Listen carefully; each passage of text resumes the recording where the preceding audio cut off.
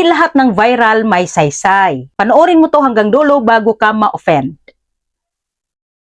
Maraming creators ngayon ang proud sa mataas na views na 1 million, 100,000 likes, pero after ng lahat ng yan, may tanong na bihirang itanong.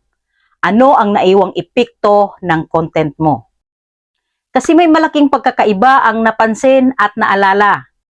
May content na dinadaanan lang sa swipe, tinatawanan, tinitingnan, pero pagkatapos ng ilang segundo, wala na. Views measure attention, impact measures connection, at hindi pareho ang dalawa. Pwede kang maging viral pero walang bumalik. Pwede kang sikat sa isang video pero walang audience.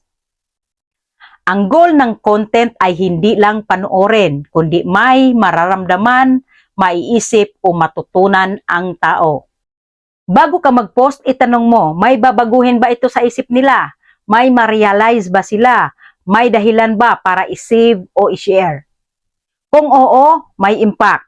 Mas okay ang konting views na may totoong epekto kaysa milyon na walang naiwang marka.